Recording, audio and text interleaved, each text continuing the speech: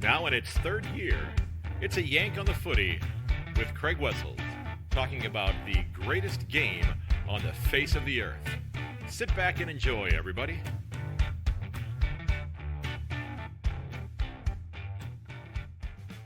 Hello, everyone, and welcome to episode 182 of A Yank on the Footy. I'm Craig Wessels, coming to you from Sandusky, Ohio.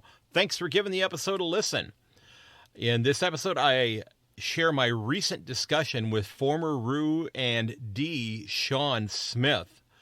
This was a truly enjoyable discussion with somebody who is so much more than the recipient of the Mark of the Century. I do hope you enjoy our chat. Very revealing. A lot of laughs, a lot of very serious topics as well, but I think you're going to like it. Now, folks, don't forget that if you are interested in having your local club get a shout-out during an upcoming episode, drop me a note via email at yankonthefooty@gmail.com or on my socials, which you can find all of those over on my website, yankonthefooty.com. I love being able to highlight clubs and share a little bit of their history and what's going on with them, and it helps me learn the geography of the game throughout Australia as well. And today's club of the episode is being sponsored by MickAussie.tv. MickAussie.tv is run by Kim Harrison, or as he's known here in North America, Mick Aussie. Mick has spent the last couple of decades running his sports comedy channel, talking about the NFL, the AFL, of course, as well as the CFL, the NBA, and the NHL. He also appears regularly on Sports Grid TV with Gabe Morency. And today's club of the episode is the Ainslie Football Club in the Capital Territory. And Ainslie played their first game in May of 1927, and today the club has 5 men's and 2 women's clubs in the seniors, as well as teams from Auskick all the way through the under-18s. And the club will play their round 11 games on the 2nd of July at Tuggeranong, and round 12 they are back home at the Alan Roy Oval. And best of luck to you, Ainslie, as you go forward during the rest of your fixture. Now, don't forget that you can find everything related to the podcast at my website, yankonthefooty.com. I do hope you'll consider checking it out. You can get on the mailing list there, which is perhaps the most important thing, so new episodes get sent out to you as soon as they become available.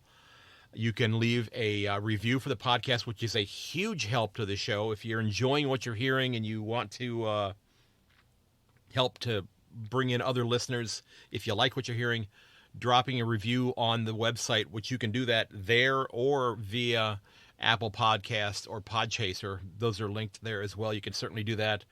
If you want to sign up as a guest, if you've got a great footy story that you want to tell, you can register as a guest there as well. If you want to help out the show, the little yellow button in the bottom left-hand corner of my website is the button that'll take you to my Buy Me a Coffee page if you want to help to support the show, keep the lights on, so to speak. And if you're interested in any podcast gear, you want a sticker for your back window of your car or a pair of socks or a t-shirt or whatever the case may be, they're there. They're available. You can click on the store page up at the top, and that'll take you to my Redbubble page. So let's sit back and enjoy my discussion with Shaun Smith. All right, ladies and gentlemen, my guest today debuted with the North Melbourne Kangaroos a couple of months short of his 18th birthday and went on to play 109 games during 10 seasons between the Roos and the Dees. I am absolutely thrilled to welcome Shaun Smith to the podcast. Shaun, thanks for coming on this morning, sir. Thanks for having me, Craig. Pleasure to be here, mate. Absolutely, my pleasure. This is, we had a great little discussion before we hit the record button today. And you have had a terrific career in footy, but in many ways, some of the things that you are doing after your career in footy have been just as important and just as vital to the game as what you did during the game. And let's get the big elephant in the room out of the way. Do people still talk about the Mark of the Century? What mark was that, mate? I don't know. The one I just watched in Brisbane is the one that I have seen referred to as the Mark of the Century. Yeah. It's funny, I actually played for 11 years, and you're remembered for literally 5 seconds of your career. So yeah, it's fine. You know, it's good to make my mark on the game in that regards. Talk about it. It's when you.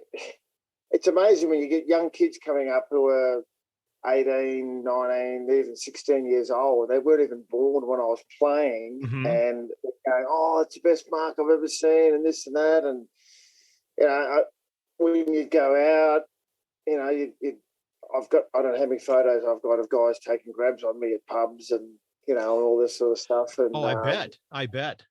I've got this. Yeah, if I had $1 for every time I had one, I'd be able to retire. But I mean, it's good. I'm glad I made a mark on the game, and you know, it's something will go down in history. And I used to think, oh, that's all I'm remembered for. And someone said, you've taken the best mark in the history of the game, which has been going for 100 and something years. And you know, and you go, well, yeah, when you put it that way, you say I'm pretty, I had a crack at a few marks, but and that one obviously was a good one. So your footy career, you grew up in the Capital Territory, if I'm not mistaken. Yeah, if I read correctly, yep. And you started playing, you know, your formative years right before you ended up making the jump to the main comp in the AFL. You were with the Ainsley Tricolors and then with Werribee prior to that, and you're actually a member of the Werribee Hall of Fame. What was the process like during those years that you were playing there before you made the jump to the AFL? How does the AFL notice somebody and decide you're somebody we want to come play with us? Well, I was playing in there's a thing called the Shell Cup, which was the under-15 national carnival, and they have Teal Cup now, which is now the under-18s competition national carnival, you know, state versus state. And I was playing under-15s, and I won the player of the carnival that year, and I played really well. And a guy called Greg Miller, who's obviously a well-known name around the North Melbourne Footy Club as a recruiter and management stuff. He was actually at the Sydney Swans, and the Swans, that's back then there was no draft, it was zoned. So if you played in a certain area, you were deemed to a club, and I was in Sydney's area, obviously only being 3 hours north of Canberra. And so I was destined to go to Sydney, and then Greg left the Sydney Swans and went to North Melbourne, and so hence I went to North, and I got signed on a thing called a Form 4. I think you could sign 4 players a year outside your zone, and myself and Brett Allison went down that year. Fruity, well, we call it Fruity, obviously, because he darts around like a fruit bat. He was quick. I keep telling him it's because he's got a head like a fruit bat, but not to worry. And so and Greg obviously going to the North was not really good for City because he took a couple of other players along as well, called John Longmire and Wayne Carey. So it was pretty a bad move for Sydney letting him go. Great move for North Melbourne, however, though. Oh, wow, that is just So if you were able with that Form 4, you said, so if you were able to convince, I mean, was it simply, you know, the club coming along and throwing a little bit more money at the player than say the club that they were zoned to? Is that how it worked? To be quite honest, I don't know. I just signed the paper. That was it. And Greg did this thing, and away we went. Okay, because I didn't know, because if you could, if you had the money to do it, you could maybe go into other people's zones at that time and say, well, okay, you're the top player here. We've got some extra money. We can go ahead and throw at you and steal you from this other club. I mean, that'd be some pretty sneaky stuff to do. That's the way it could work. There wasn't a salary cap back then, and you know, not that I got paid a fortune. Obviously, I got paid the base wage, but right. So that was that's how the things worked back then. There was no national draft. It was just zones, and you could actually just knock on a club's door and say, I want to come and train with you and try out. And they go, no problem. Or, Okay, yeah, I what you train, and then it was a lot more organic back then. Put it that way. mm-hmm. So you end up with the Roos and you make your debut from what I could tell, about 2 months short of your 18th birthday. And you are Yes, round 4, you're facing off against Geelong. And correct. what's going through your mind, during that game? Because I mean, I looked at the breakdown of that game, and I'm seeing, Gary Ablett's playing, Billy Brownless, Andrew Demetrio, Donald McDonald, Wayne Schimmelbusch is playing his Yes, 300th game that day. yes, What's going yes. on? What's going on with you as you're going out there as a 17-year-old with all of these superstars? To be quite honest, fun. It was basically just shitting yourself. I think it was, to put it bluntly. You're thinking, oh, this young kid from Canberra, all of a sudden you're running out. And it's Shimmer's 300, so it was a big day for the club, and which I was sort of glad, because it sort of took the focus off my first game. And I guess if it was,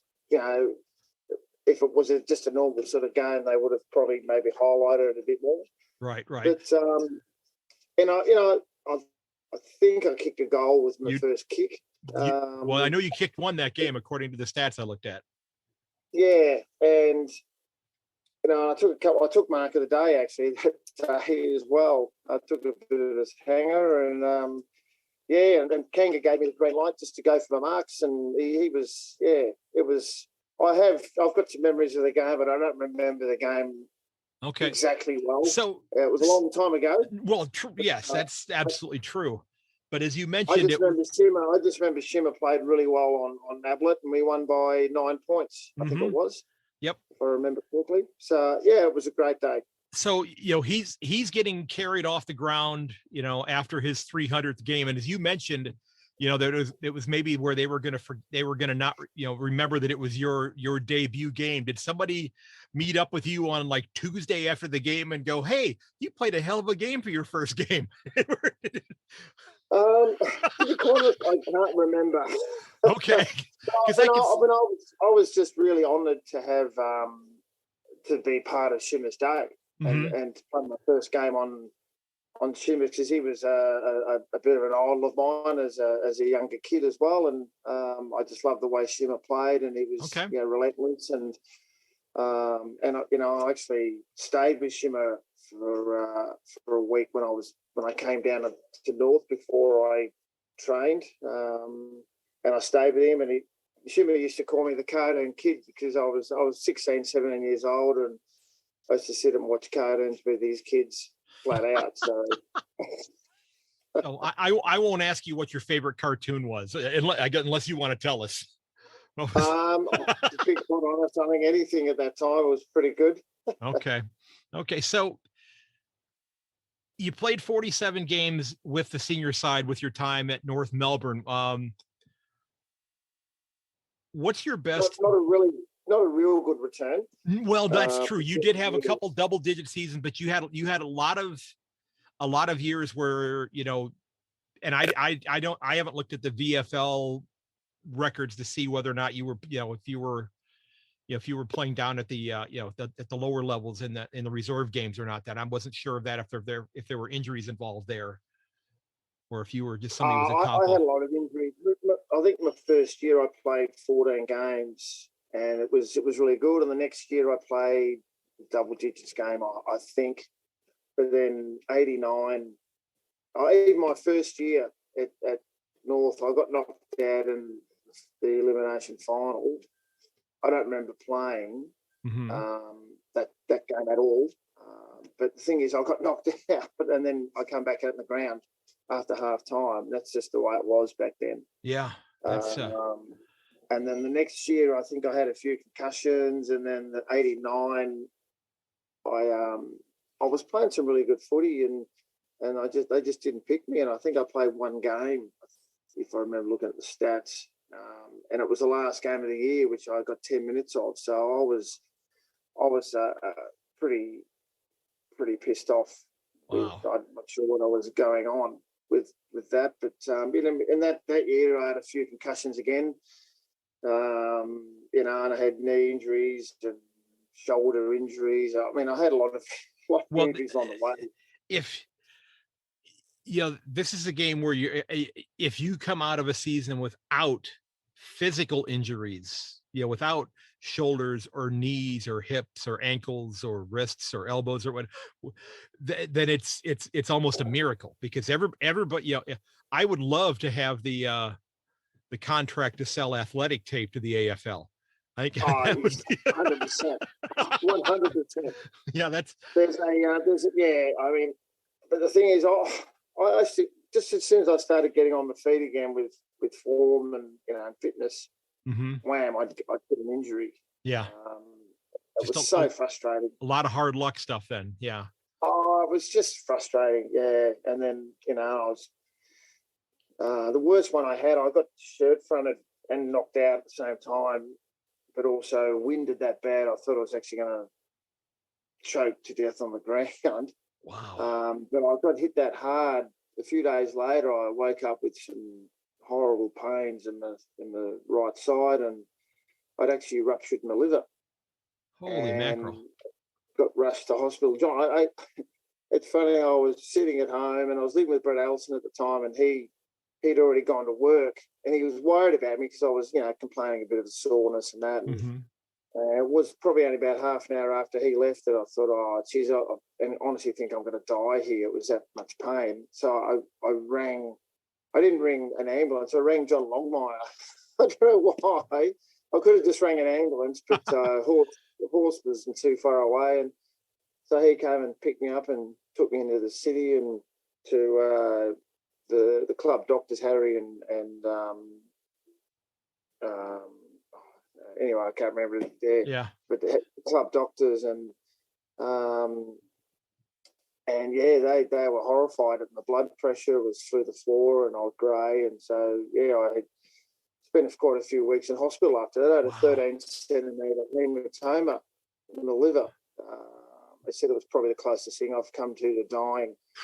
So it's very lucky to make hospital. So that set me back a good year. Yeah, and just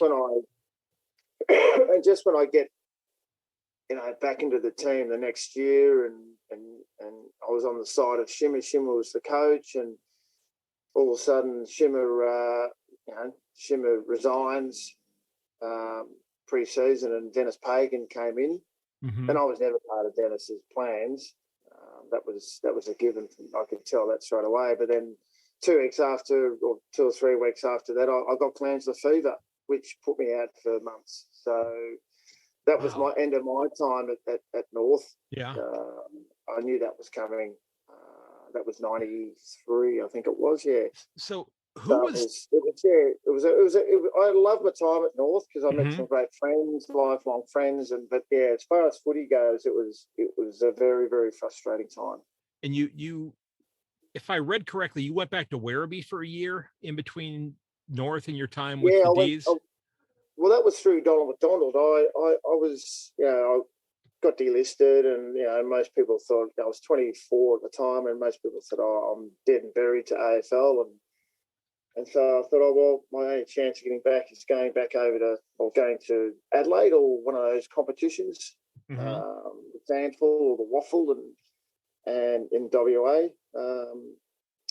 and play there. And Donald McDonald was head coach Werribee for a year, coached into a flag the year before, and he talked me into staying and come and play VFA for Werribee, and which is now the VFL. And it was the best thing that I could have done. One, because I got to stay in Victoria, didn't have to move. And Donald after me, but also I had a ripping year that year as well. I was fit as anything. So I'd done a pre-season at Essendon, didn't get picked up by them or anyone, and so I was a very fit full forward. Yeah, you got healthy. You had a good year, and somebody noticed with you and brought you back up to the big time. Well, it's funny how things work out. I had a great year and kicked 60, 70 goals or something that year, and won the BNF. And Macca was his main goal was to get me back to playing AFL. So I went and trained. Where did I train? I went to Fitzroy. Now, Fitzroy is a team that no longer exists. Fitzroy, which is now the Brisbane Lions. Right. They're the Compass. Yeah, Yep. they merged. I thought, well, if I can't get a game at Fitzroy, because they were down near the bottom, I thought, if I can't get a game at Fitzroy, I'll give it away. Well, and I saw Bernie Quinlan, who's an AFL legend, goal-kicking legend, and he was their coach, and I was throwing him out on the grand final leave, and I'd had a few frothies under my belt, and I went up to... Well, that's because your liver was healthy again. Yeah, well, it was, yeah.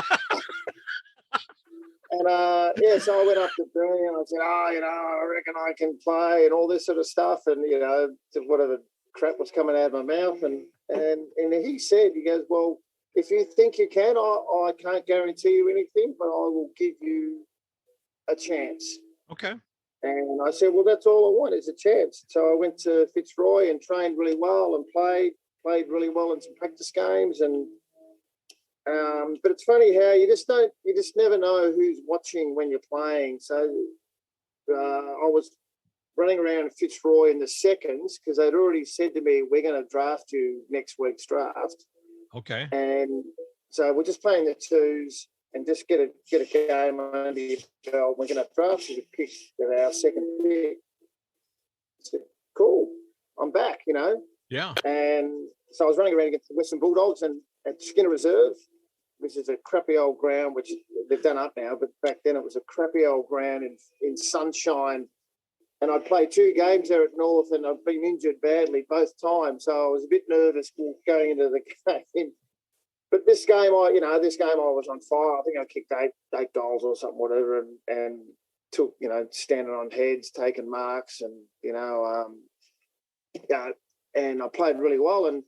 And what had happened the week before that was David Schwartz had gone down at Melbourne with a knee injury, and Melbourne were looking for a forward, and both their recruiting guys, like with Don Barron and Lee Colbert's old man. He played for Geelong, Lee Colbert. His old man they were recruiting, and they came out and watched me play, and that's how I got drafted to Melbourne. So out of the blue, on draft day, I didn't even know Melbourne was interested in me. I got a phone call saying you're off to Melbourne. I thought, wow, okay.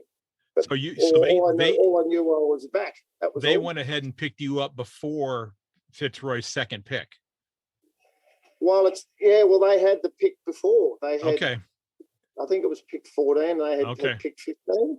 Okay. And no one knew anything of it. Apparently, when they called out my name, Fitzroy's bench table, there were shuffling papers everywhere. They didn't know what to do. Well, so all of a sudden I was back. That's all I wanted was a chance. And it was a nervous time. Obviously, going to a club that I really did have a dislike for from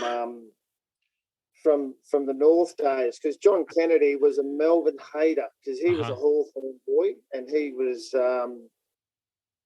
he was a working class in Melbourne with with the blue collar, goatees sort of thing, the upper class, and had their Range Rovers and their chalets in the snow and all that sort of stuff. So being coached by Kanga for 4 years has sort of given me a healthy dislike for Melbourne. But once you get to the club, you go, it's just all a load of crap. Really, they're a great club, Melbourne.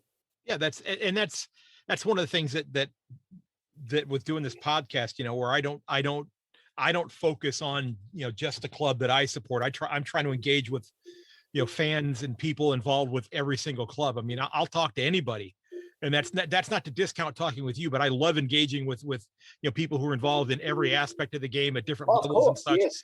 It's a great way for me to learn, and it's a great way for me to try to to share the history of the game, but also to encourage people here in the United States to check out the game as well. That's one of the things that it's one of the goals of the podcast that I'm doing. So Melbourne makes this pick, and I guess you'd almost have to wear it as a badge of honor that Fitzroy is sitting there shuffling papers and angry that you got picked right beforehand, because that meant that somebody else wanted you as much, if not more than they did. So I mean, that had to be, once you got over the I was fairly taken back that there was interest in me, because in my own head I had that belief that I was still good enough to play. Right. And I had plenty of knockers. Don't get me wrong. Plenty of people telling me I was an idiot and what, you're wasting your time, and just stuff that fuels you to do better. But yeah, when to get more interest than just Fitzroy was fantastic. Yeah, your first year with Melbourne, you would have won a Coleman medal in 2021, but you finished about 70 goals behind the Coleman medalist that year. But you kicked 51 goals that year. That's a great year. Yeah, it was. Yeah, I had a great year. It was. I admittedly, when I look at my time at North, if I had my time over again, I would train a lot harder and smarter. I did lose my way a little bit at North. I probably needed a good mentor, being so young. You can get caught up in a bit of the party life and all that sort of social life side of things, which is an easy trap to fall for, especially as a young kid on your own in Melbourne. And it's not like we see anything. Yeah, so it's not like we see anything like that in the present day. Nothing like that's going on now. Oh no, do you stop and think to yourself, you know what? Okay, I made maybe some poor choices when I was with North Melbourne, but I am so damn happy we didn't have social media back then. Oh yeah. Just watching some of the stuff that's going on in just the last week. It's, I think they should. I think they should just fine to go for being dumb. If any of player that needed just to pull his head in, if you want to get away, go to Bali and go up the back of Burke somewhere and in the scrub somewhere and have some fun. But to do it, where there's a million cameras around and stuff, you're just an idiot. Not that he's done anything wrong. It's just a really bad look for him and the club, and it's mid-season and they're sitting third on the ladder or something, and you're just going, anyway, but it's a poor choice by the club to let him go.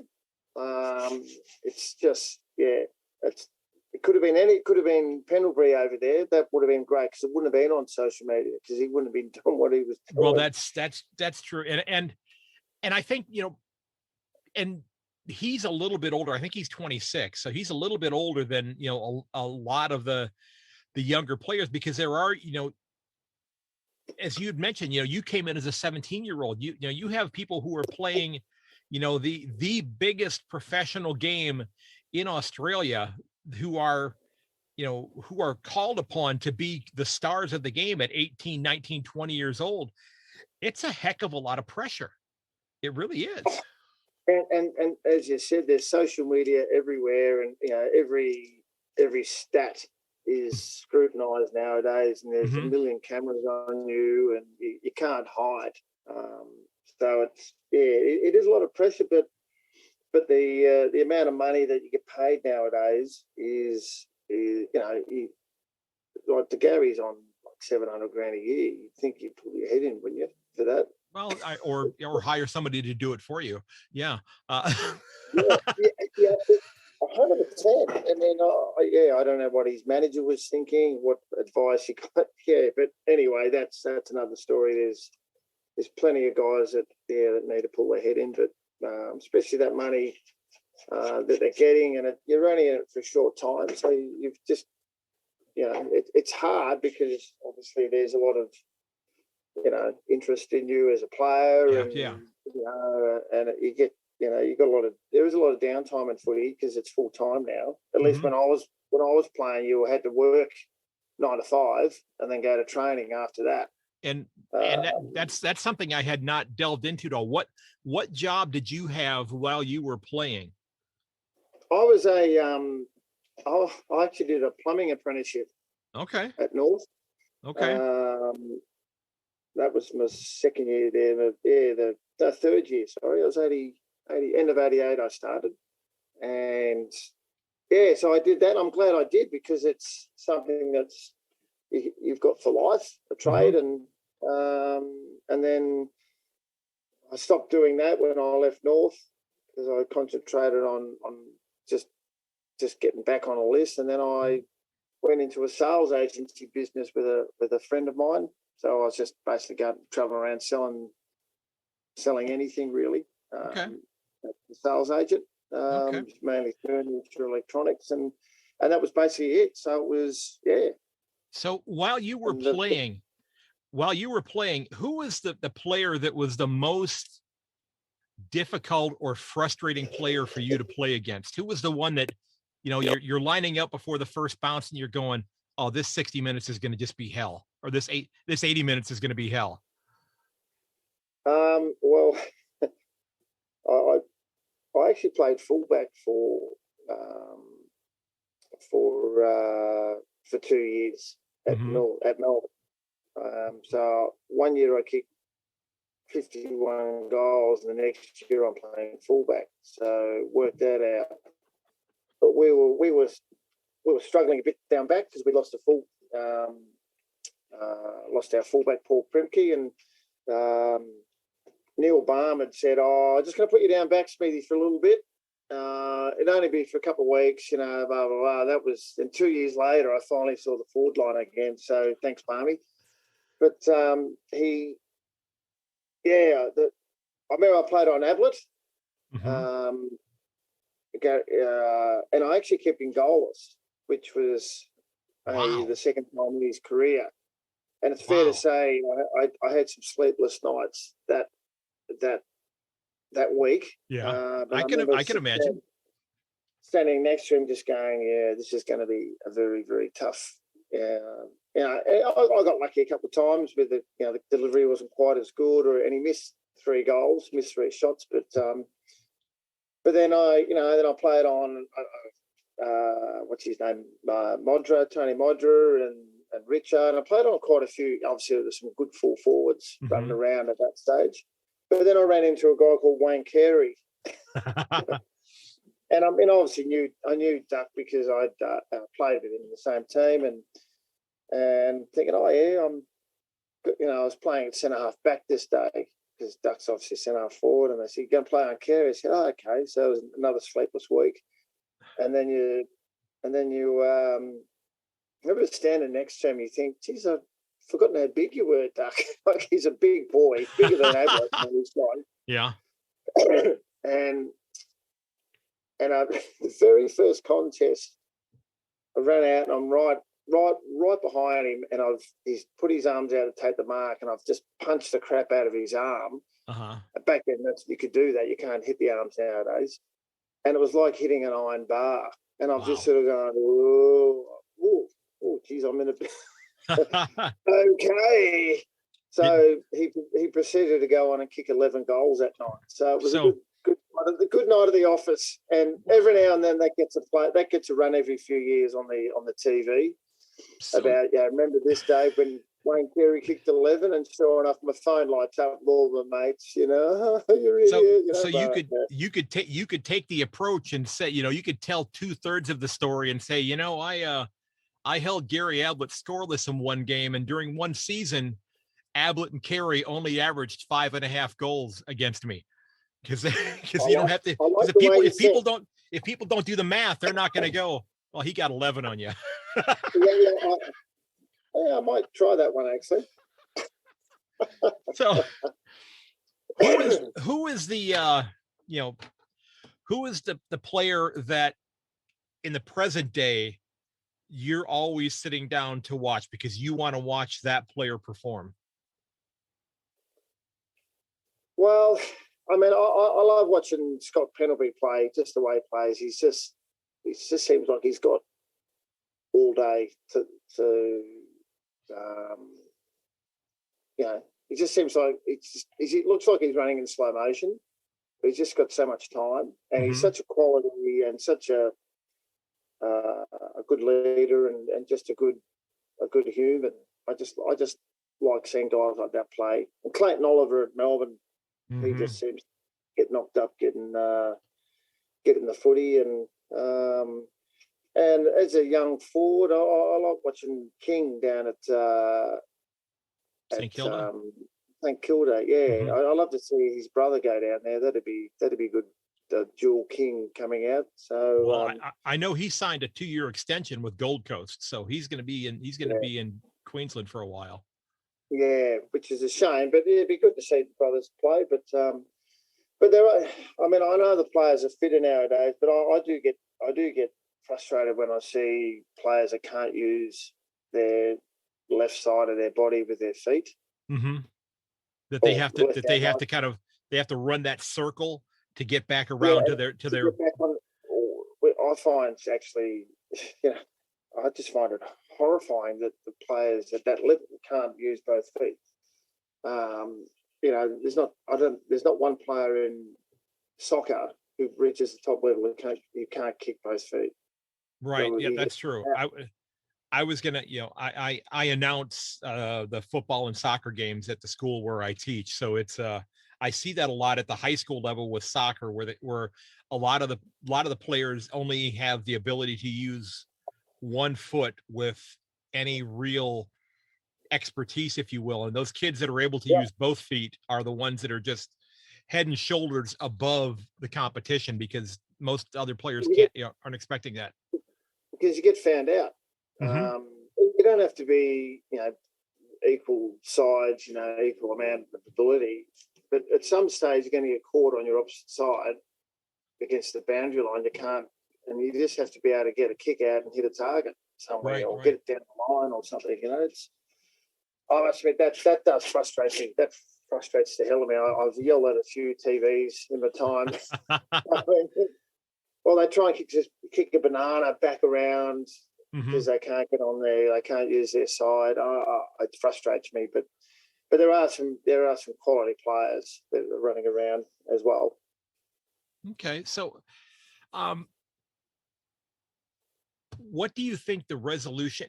North Melbourne is kind of stuck in this rebuild right now. That you wonder, are they going to win? Are they going to win another game or two this year? They've been competing with the Eagles for the wooden spoon. Are you concerned at all about the rebuild going on there? Well, if you weren't, you wouldn't be. Well, that's okay. That's fair enough. Yeah, it's there's not a lot going on down there that seems to be working too well, but I still think it's a massive hangover from Brad Scott's time at the club. Okay. I don't think his tenure there was very good for the club culturally, or I don't know. He just Reece Shaw's was left. He obviously wasn't travelling very well himself. Right. I hope he's doing well. And then obviously you've got Dave Noble he's come into an absolute train wreck. Now you can't just blame the coach for the way the team's going. The list is pretty poor. I saw earlier today, which would have been last night your time, that and I think the name was Jeff Walsh, who had been involved in the Collingwood front office, if I'm not mistaken, who is coming on, who's joining North Melbourne. Again. He's coming back to North Melbourne. He signed on to North Melbourne to work in their front office. Yeah, which is I'm not a massive fan, because I think he was there when Brad Scott was there, if I remember correctly. And I actually I've had a few people who worked at North, and they got, they weren't treated overly that well, I don't think. But anyway, I don't want to get into that. No, I completely understand that. Now, do you? just think there's something just not quite right. It's not just the players, it's not just the coach. It goes right through the club. They didn't need to have a real good look at it. I only saw Mark Roberts the other day, and he obviously premiership player and that sort of thing, but he just seems to, what's the past players, get some past players involved. The past players scheme there is pretty ordinary. And I know you don't want to live in the past, but having a good past players culture as well coming to the club is very healthy for the club, because right. It just shows it's just Melbourne are very good at their past players. They've got a great past players association, and they keep in contact all the time, and they have functions. And because I find North, it's sort of lost. It's really lost. Now, do you see? There's a huge push going on right now for a 19th license in Tasmania, for a club there, and Tasmania has made it known that they want their own club from scratch and not another club. And there are people who I understand that. Yes, there are people who are saying, well, maybe North should go there. Or I've even heard people mention St. Kilda, because St. Kilda is not in as good a financial situation as North Melbourne is in. So it's with all that sort of stuff, I don't keep my finger on the pulse to that sort of thing. It's you don't want to see any team move. You don't want to see any team fold. The Fitzroy days, that was it was horrifying. Just to see tradition of a club disappear overnight. Right. You don't want to see North go, but if they had to go to Tassie, if that was meant survival, you would have to do it. I would think, because where they are, their facilities are okay. And it's a suburban ground, and you look at Essendon, they've got this new complex out at Tullamarine, and you look at the interstate clubs have all got state of the art stuff, and St Kilda have just built some stuff down at, and I think got new facilities down at Moorabbin. To be quite honest, I'm not really up to date with all that sort of thing. But if you had to survive, if you had to move, you would seriously have to contemplate it. Yeah. So, there's a couple other topics that I wanted to get into. One being your kids, but I who are both playing the game at the highest level. But I wanted to touch on what has kind of become the fight that you are having right now, that the push that you were trying to do with regards to player health and safety, because as you'd mentioned, you'd had a number of concussions during your playing career, and it led to you receiving an insurance payout a couple of years ago, and I'm looking at the timeline, that's it's a couple of decades between the end of your playing days and when that finally took place. Was that like court battles that were going on to get that resolved, or what was happening there? No, it was. I actually had an insurance. 25 years ago, when I had the sales agency business. The superannuation guy that set up the super said, "Oh, you want some insurance, some life insurance?" And I'd had a few properties at that time, and I thought, well, yeah, I'll get. It was over $1 million or something, or whatever it was for life insurance. I said, so if I go, we can cover the cost of those and look after my family. And I'd forgotten about the TPD claim that I didn't realise you put it in, because at that time it was just set it up and away it goes. Mm-hmm. So I'd had this insurance for 25 years, and I don't know if you've heard of Peter Jess. Peter Jess was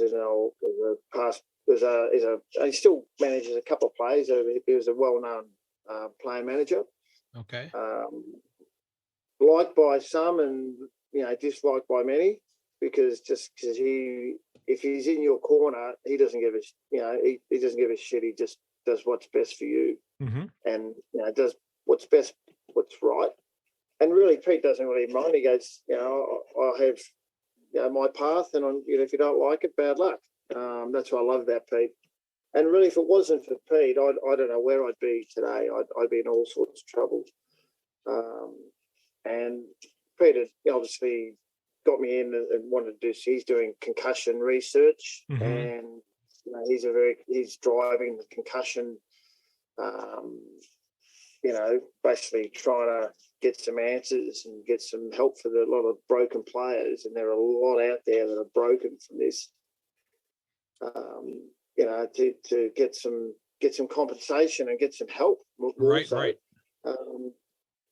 And so I had this TPD claim, and Peter made it aware that was the case, and I said, "Oh, well, how much is it?" He goes, "Oh, it's $1.4 million." I've gone, "Oh, I've got no chance of getting that." And he goes, "Oh, well, we'll see how we go." And so Pete started the fight, and actually, as it turned out, the term after 25 years actually lapsed for 2 months. So I said, "I've got no chance," and Pete got it reinstated because I wasn't informed properly enough and all that sort of thing. And then they just how he did that, it amazes me. But then obviously the claim was denied straight away, and denied, and it was probably a good year and a half, 2 year thing that we didn't use any lawyers at all. It was just Peter himself. Mm-hmm. The guy is just an absolute freak. I'd hate to be in a boxing ring and he's in the other corner. Put it that way.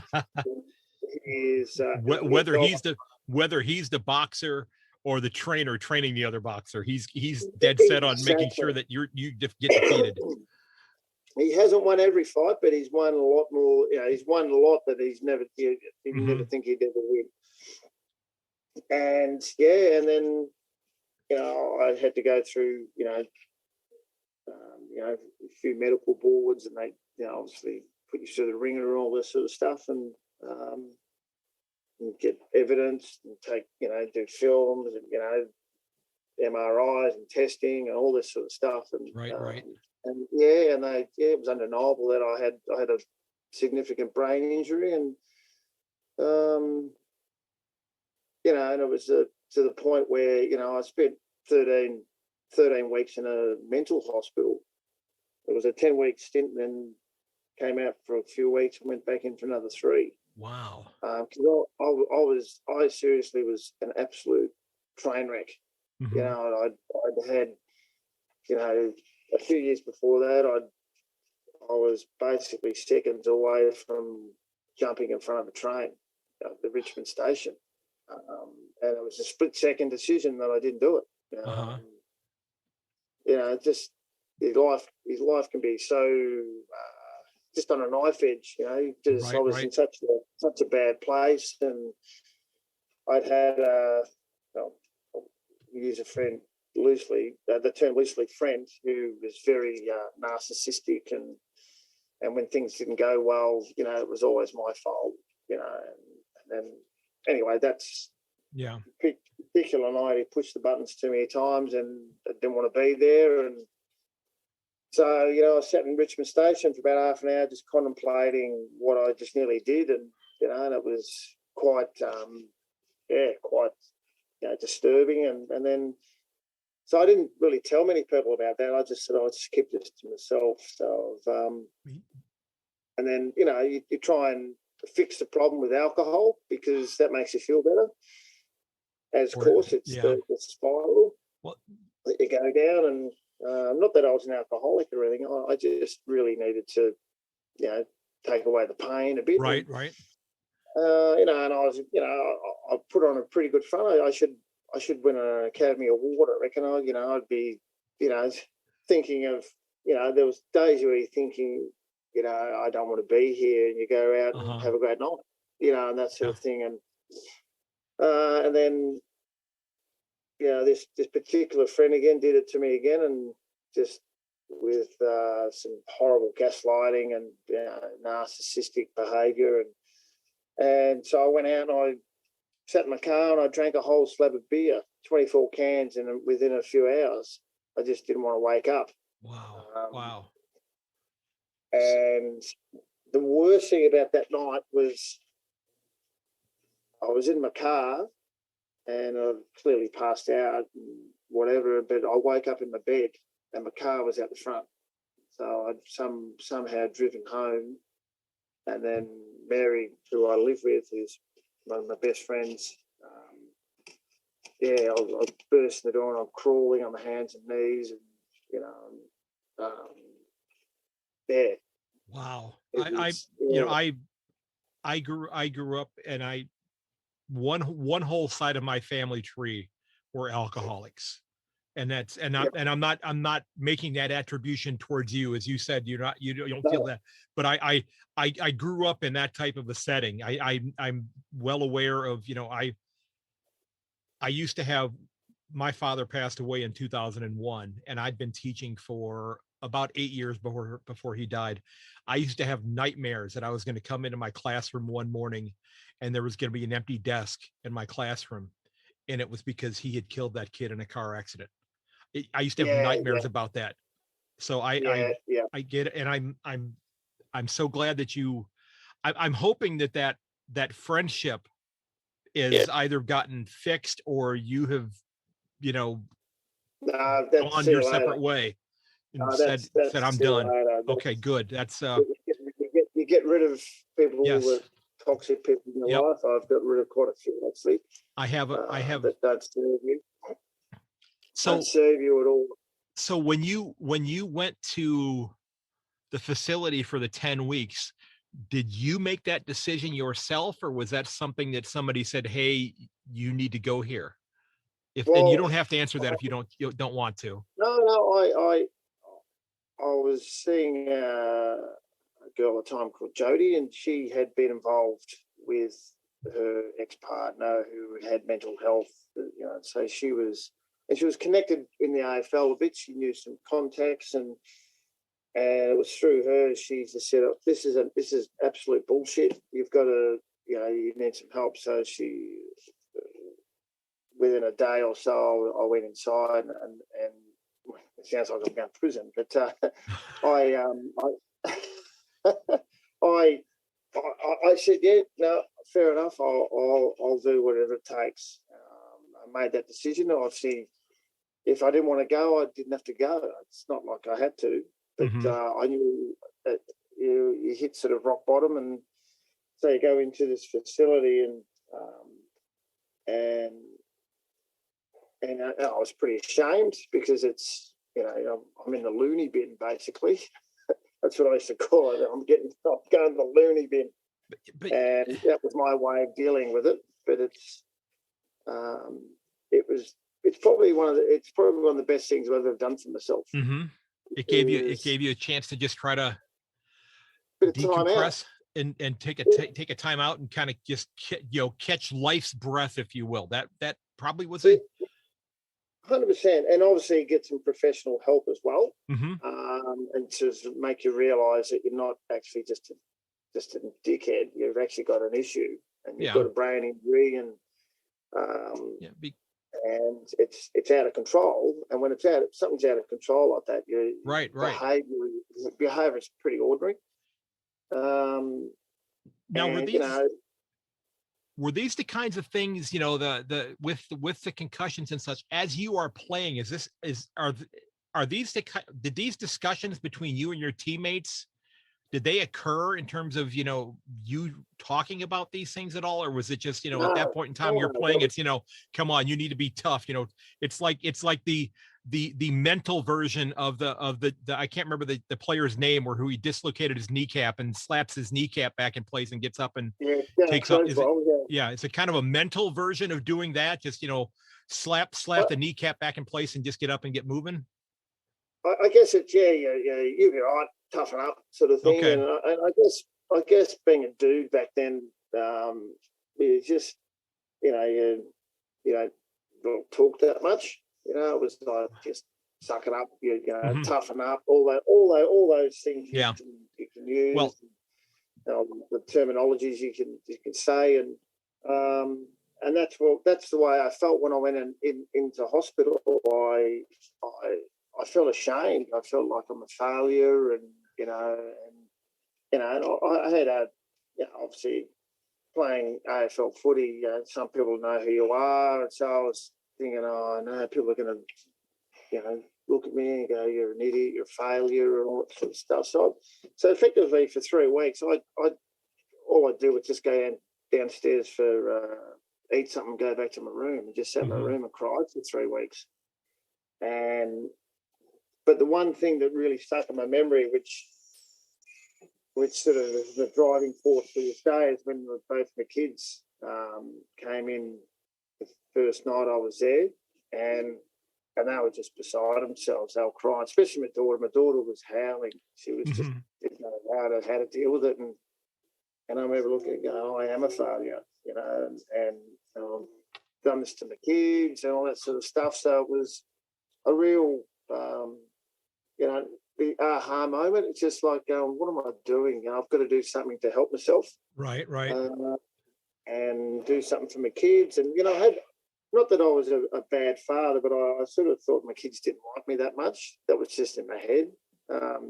Because I was such a screw up and failure and all that sort of thing, and I sort of didn't see them much. I saw them, but it'd only be briefly, and I really didn't know. I really didn't have anything to say to them, to be quite honest, because I didn't know what to say. And it's funny how your mind plays tricks on you, and so spending that 10 weeks in hospital was the best thing I ever did. Good. And so I went back in for a bit of a tune-up for 3 weeks after that, because it was. But I came out of there going, "Yep, I'm never coming back here ever again," and that was good. So things are the glass is looking very much half full right now for you. You're 100%. I mean, I'm always a fairly confident, not confident, but a positive sort of guy. I always try and look at the good thing on the good side of life, and I guess I went to some dark places, but but the thing is, when I came out of hospital, I was on 7 medications.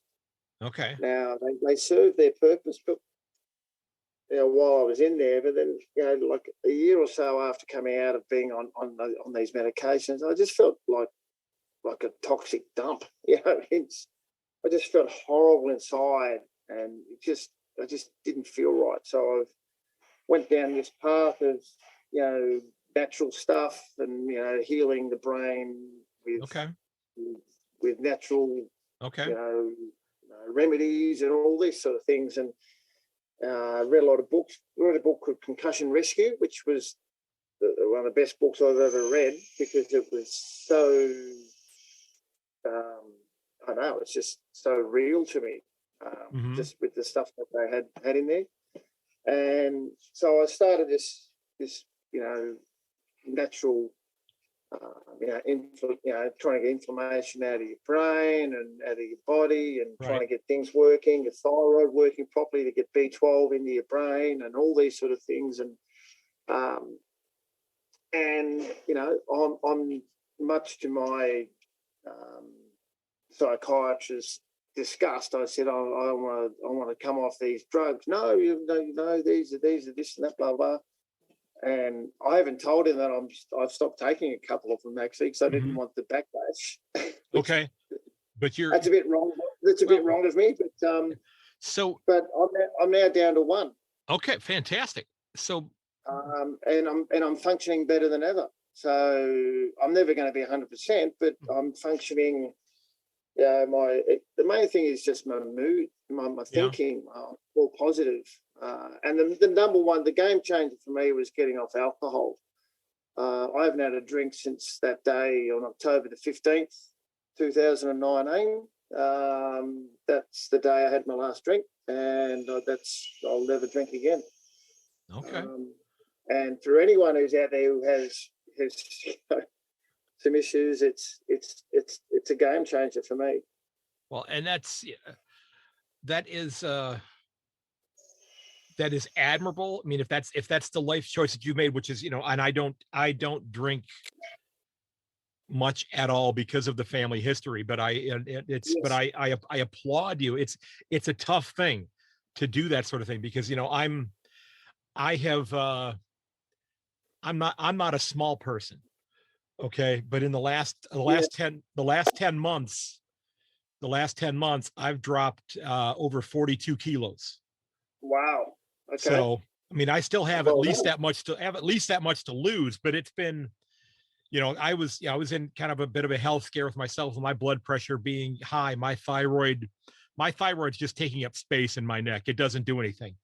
So I understand, where you are with regards to the alcohol thing, and I don't have the concussion issues that you have had, but I certainly can understand how you had to deal with all of these different things because and in some cases, you got the help that you needed, and it was going to kind of, transition to asking you about how do you think the game is doing today in dealing with the issues of concussions. You want a simple answer? Whatever answer you would like to give. I think they're doing terrible, absolutely terrible. They get a D minus, an F. Okay. A few things, because they've known for years through their research, many years ago, decades ago, that there's damage and causes damage. You don't have to be, Einstein to work out. If you get hit in the head a lot, it's going to do some damage. Right. It's not hard to work out, but they've got these protocols. I was showing a video the other month. It was a game against St Kilda, and I picked 3 or 4 or something, and it was highlights just of me. I don't know, someone's made it up, so thanks for that, whoever it was. But also, I got knocked out that day as well. Got hit pretty hard front on, with basically the side of my head went into someone's hip, running flat out at each other. So the lights went out. I carried off from the stretcher, and then I come back on. Wow. I came back on after half time, and the protocol back then, because the commentators mentioned it, because I've gone off on the stretcher, I can't come back on for 20 minutes because of the concussion side of things. And that, you're talking only 20 something years ago. It's not long ago. Right. That's prehistoric stuff. That's irresponsible stuff. Yeah. That's. I think they've done a really good job cleaning the game up with the front on contact, cheap shit, and all that sort of stuff. Because guys, you go around whacking guys in the back of the ear. They're just cowards. They're not tough. That's just a low act. Down the shirt fronts and all those sort of things. They've done a great job with that, and I applaud the AFL for that. But their concussion policy is based on the science that they had is effectively a lie, because there's a guy called Paul McCrory who has been the AFL's go-to man, and he's done all their research, and they're giving him millions and millions of dollars. Well, he was found out this year that he is actually a fraud. His research was plagiarized, and he invented some research. Wow. So effectively what that's saying is that the AFL's protocol are based on a lie, on inaccurate science, because of this Paul McCrory. And the worst thing about that is Paul McCrory was on the World Concussion Board as well. The guy's an absolute crook. If Paul wants to ring me, please ring me if he hears this, because I'd love to have a chat to him. And there was a young kid called Colin Jasnik. Can't remember his first name. He was a young kid, played for the Suns and for the Demons. He's had to give the game away at the age of 24 or 23 because of concussions. That was this year or last year. If that's still the case, if that's happening now, their protocols or their concussion stuff is horrible. But the funny thing is, guess who his doctor was? Paul McCrory. And this, wow. I saw him interview one day, and he said he got concussed 3 times in 1 week. And Paul McCrory said, "Oh, it's just your neck. You're all right." "Oh, I'm feeling terrible. It's just your neck." So after the 3rd hit to the head from training and a couple of games or whatever, I don't know the exact story, but he had concussed 3 times in 1 week. It's just horrible. And then there's guys like Alan Pearce who work in conjunction with Peter Jess. Alan was given some funding by the AFL back in 2015, 50 grand or something fairly token gesture, not the millions that McCrory was getting. He and they said, "We're going to send you players." And I think they sent him players. They sent him 40 players over 2 years. 40. That's just wrong, because he should have sent hundreds. Hundreds over 2 years. And he was quoted in an article in a medical journal or something, whatever it was, that concussion. His research says concussion is he suspects it's causing some damage. And guess what the AFL did to his funding the next week? No longer. Yeah. Ta-ta, see you later. And you just go, wow. And yet then they're still funding this McCrory fraud, millions of dollars. I don't know what he did with that. He obviously put it in his pocket. But their protocols are based on his science. He probably has a pretty good super.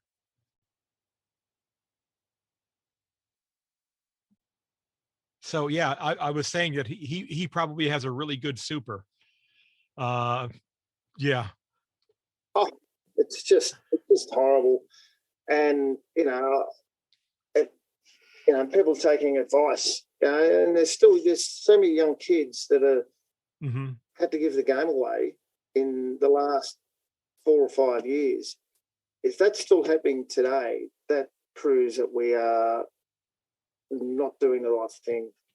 And I'm not saying stop contact in sport. You can get concussed playing netball, and that's not putting netball down, but netball is a lot lower contact than footy, a lot less contact than footy. If you fall over it or you get an elbow in the head or you hit your head on the court, court always wins. I remember when I was in the Navy, we had I served on aircraft carriers, and I remember one of the men on my ship was killed because he was working on the tail of one of the planes, and he was supposed to have like a cranial, like a helmet thing on, and he didn't have it on, and the ship rolled a little bit and he fell off the ladder, and he went head first into the deck in the hangar bay, which is 3 inches of steel.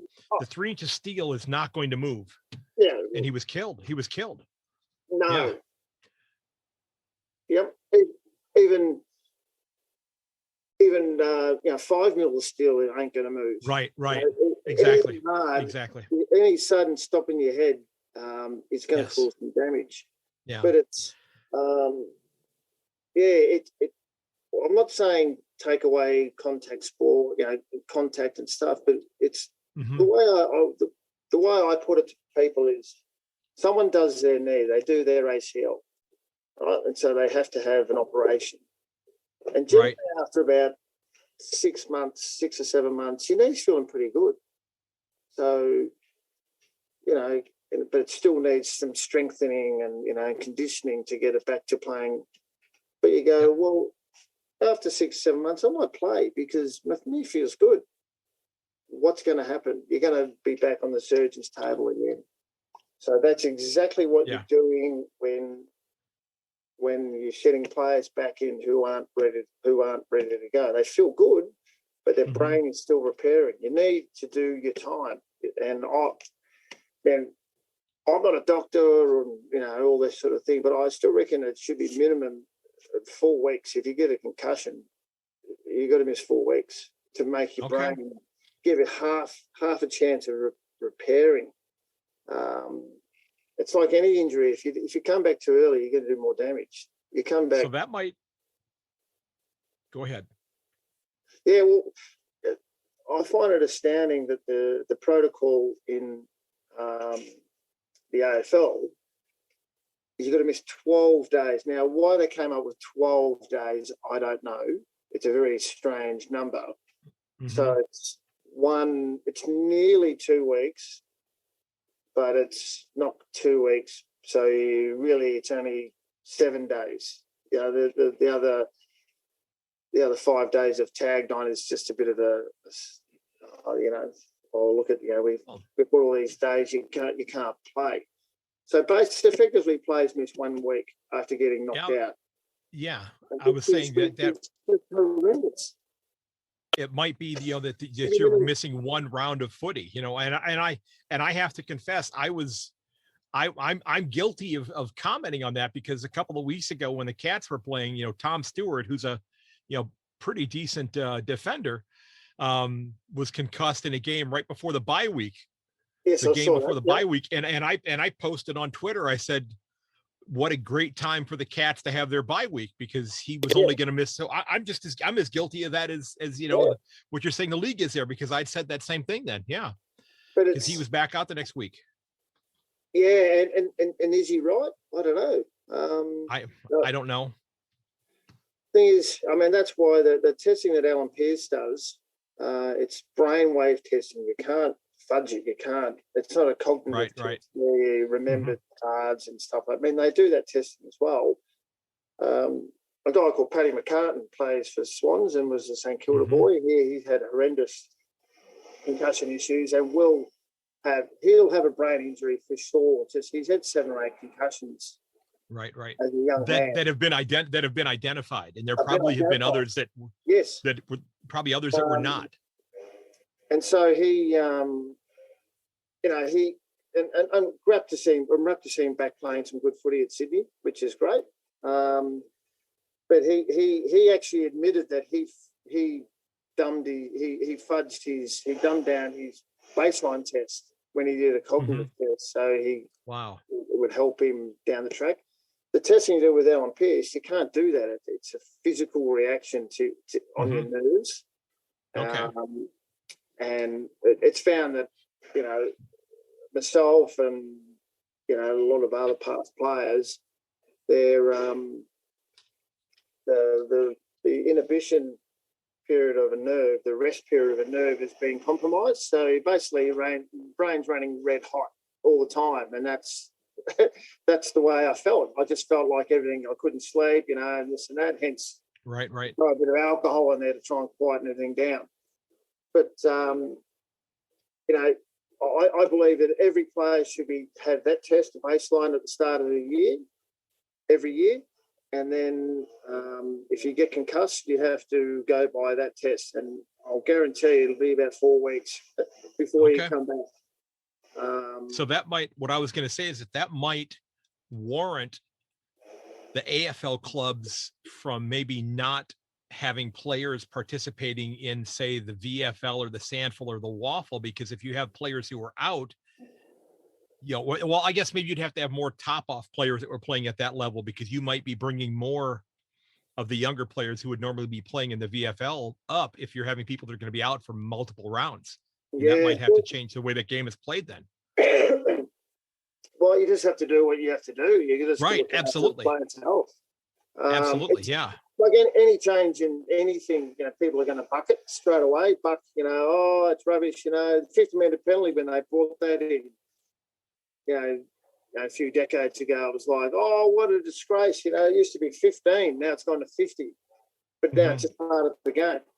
That's just the way it is. So it's everyone. Yeah. The stand rule. That's only been in for a year, and right. People are quite happy with that. It was up and arm over. This was in for about an hour and a half. Oh, I know. What do you mean? Don't get me started on the hands out and the descent on umpires. My God. When the game's all about umpiring, the game's gone to me. Because umpires, right. They're a very important part of the game. But the best umpires are the ones where you go, geez, who umpired that game? I haven't made any comments about it, but when you find that the only discussion after a game is about what about the arms out and what about this and what about that umpiring, you find that that's where the game's in a bit of trouble. You know, there could have been goal of the year, mark of the year, and, you know, in the game, and all people talking about are umpiring decisions. So, yes, exactly. So, and that's one rule they do need to get out. So wanted to move into the last couple things here before we wrap up. And, you know, you are a very unique individual because you have not one, but two of your children playing this game. And you're one of the first fathers who played in the AFL to have his daughter playing in the AFLW, with Amy playing with the Kangaroos. Yes. And your son Joel playing with Melbourne. I mean, yes. It's we talked a little bit about this before we started the recording here. You have to just be, chuffed beyond belief about this and over the moon. Yeah, I'm extremely proud of my kids. Yeah, and they've, obviously, I'd like to have thought that I've tried to put them in the right direction as far as when it comes to sport and about how they compete and and mindset and that sort of thing. And then their mother is Lorraine is she's been the same as well. It's been an awesome mother. But yeah, to see the rewards and through a lot of hard work, and obviously they've got some ability as well, which they clearly get from their mother. The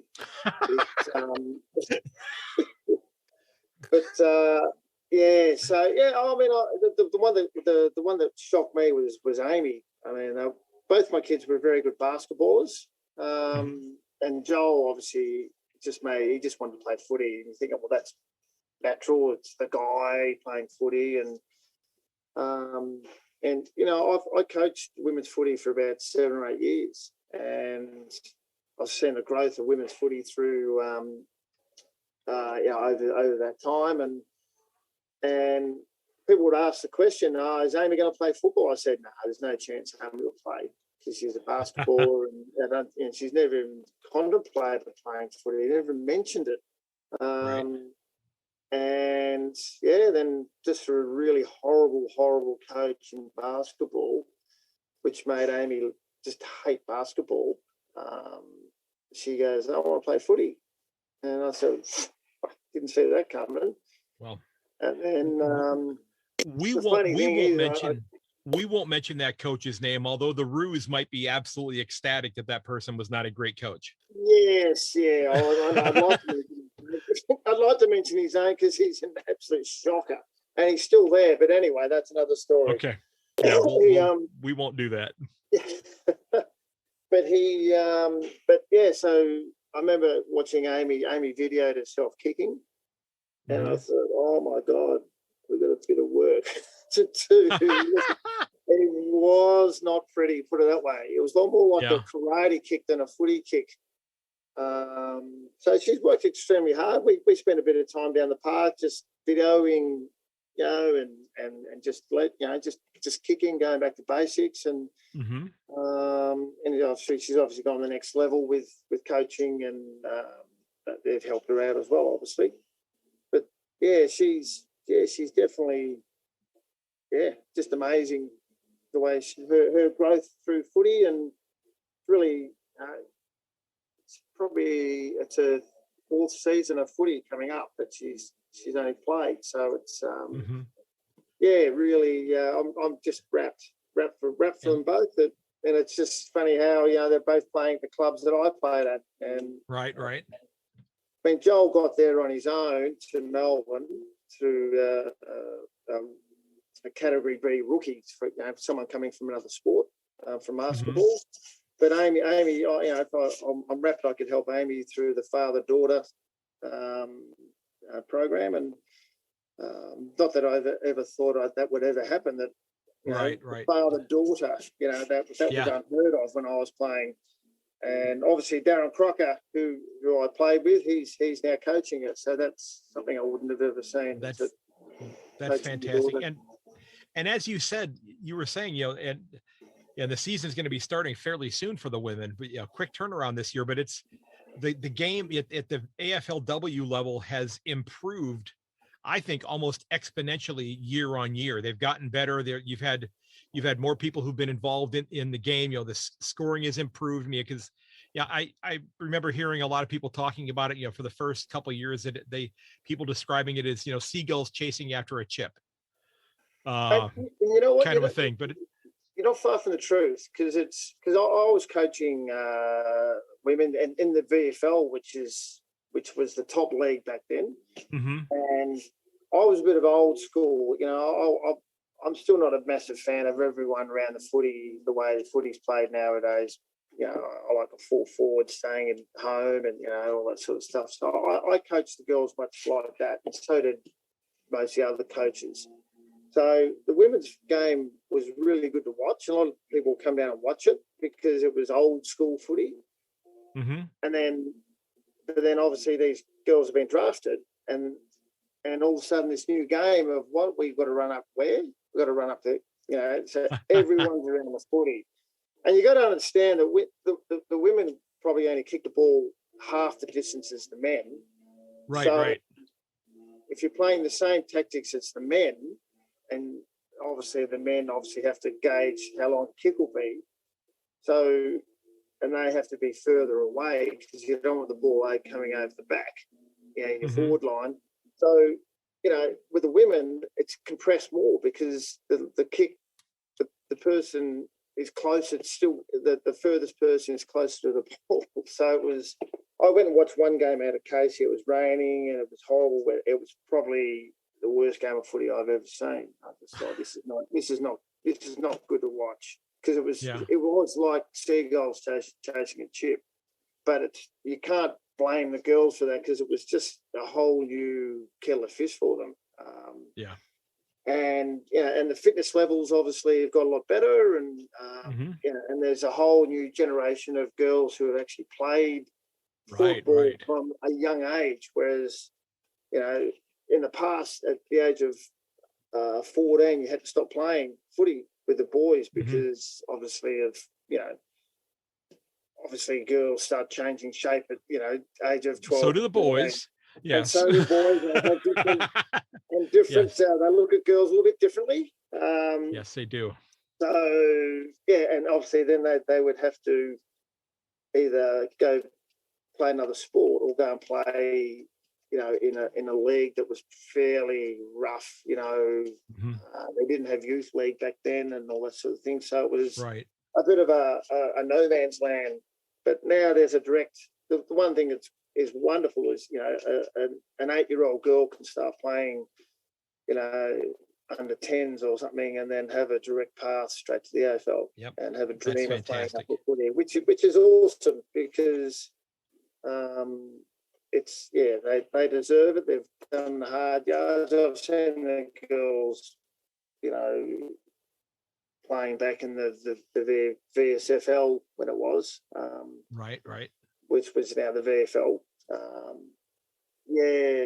Just the dedication that they did, getting paid nothing, and doing the hard yards and just loving the game. It was fantastic. I'm just wrapped for the girls. A lot of people tell me that women shouldn't be playing footy because it's not made for footy. In some regards, I agree with that. Their bodies aren't made to play footy, but I don't think the human body is made to play footy, because something's going to break eventually. Well, we saw that this past. But if the girls want to play, let them play. Let them play, exactly. And they play it hard and fast. And I love watching the girls play. It's fantastic. Absolutely. Now I have three much shorter questions for you here to wrap up. Yes. Okay. You've just been given the opportunity to take on the role of both Brad Scott and Gil McLaughlin. You're in charge. What rule change are you making for the comp? And you might have already answered this question. Oh yeah, the umpire thing, that's got to go. That's got to go. And the worst thing, it's been delivered by a guy who was probably the worst umpire in the history of the game, in Brad Scott and Chris Scott. No, the brother, they were just disgraceful. And he sits there and goes, "Oh well, you just have to cop it." Okay. Yeah. And that's one thing that's never changed in this game is the emotion of footy. You can't take emotion out of the game, and people are going to lose their shit at some stage. And it's going to happen, yeah. If it's just more of like quizzical, what was that for? If you get a 50 for that, the game's gone to me. I can't. I've actually had to turn the TV off a couple of times this year because of it, because I was just upset. I just had to go out and mow the lawns or something. Now, if you were talking to a North American, somebody here in the U.S. who is a fan of American football or Canadian football, what sales pitch would you give to them to get them to check out Footy? Because that's one of the goals I have with the podcast. What would you tell them about checking out this game? What, you play football with padding and a helmet? Toughen up. Fair. That's fair. Okay. That's fair. These guys are brutal and they don't wear any padding. They wear a jumper with no sleeves and a pair of shorts. Okay. Now, the last question I have for you, where do you go or what do you do to find your peace and solace now? What do you do to just, when it's time to just relax and go to your serene place? Well, I'm actually here right now. I actually have, I did this for my mental health because I needed a place just to unwind. And I've set up a workshop, a little woodwork workshop, and I'm going to come here every day and I just make stuff. Okay. I never sort of started as a business, but it's sort of starting to grow a few legs. And I just come here and if I've got any troubles at all, or you're not feeling the best, whatever, you come here and you can come here for 2 hours and come here for 8 hours. So it just depends. Okay. And for that time that I'm here, all I think about is what I'm doing. And when you create something, you go, how cool does that look? And then you go, how cool was that? That's just fantastic. You do have me a little bit worried, however, because I noticed that you have one of your fingers all wrapped up with duct tape. Yeah, I do. So is that related to the workshop? Yes, it is. I was being a bit silly. I did nick the end of my finger on a router blade. So and it's not just duct tape. There is Band-Aids under there, but it was coming off. So, but duct tape. Well, it's can I drop an F-bomb on this thing or not? I will mark it explicit. Not a problem. Because if it can't be fixed with duct tape, it's fucked. There you go. Okay. And you know what? They want to use that as their tagline, but they know that they're never going to be able to have a commercial on for that. Exactly. Exactly. But it just stops the Band-Aid coming off. Okay. Well, Shaun, I want to thank you, sir, for taking time out of your Thursday morning to sit down and chat. This has been an eye-opening discussion. I've really enjoyed this. I hope you enjoyed it as well. This was a great deal of fun, sir. I learned a lot from you. I'm humbled by knowing the things that you have dealt with and are dealing with and how well you're dealing with them. So thank you so very much for coming on today. That's fine, Craig. Thank you very much for having me on. And it's a pleasure to hopefully put something out there for people to listen to and learn from. Absolutely. Thanks so much, sir. Thanks, Craig. Thank you very much. You bet. All right, Shaun, I want to thank you, sir, for taking time out of your afternoon to sit down and talk. It was a wonderful discussion. As I said, there were some extraordinarily serious instances. You had some really interesting insight. The discussion about concussions and the turnaround time was rather prophetic, knowing what was going to be happening just a few days later with Tom Stewart and Dion Prestia. I would go buy a lottery ticket if I were you on that one.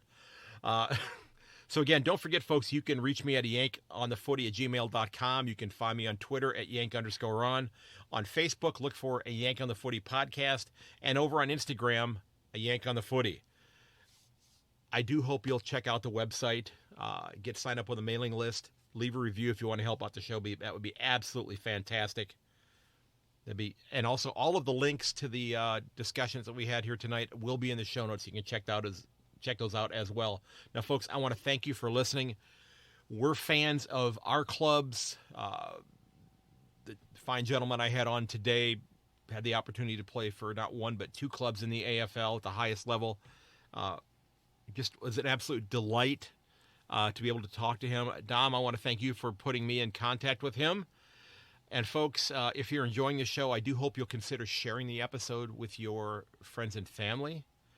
And again, thanks so very much for your continued kind words and support. And as always, may your dribble kick never hit the post.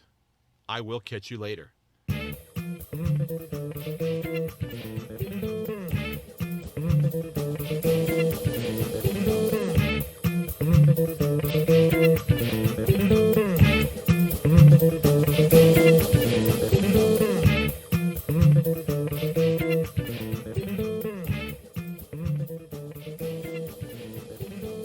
This has been episode 182 of A Yank on the Footy.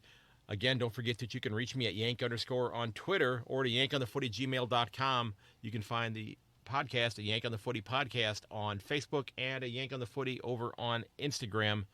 And please check out the website, ayankonthefooty.com. And folks, I do hope you'll share the episode. And until next time, this is Craig Wessels. Goodbye.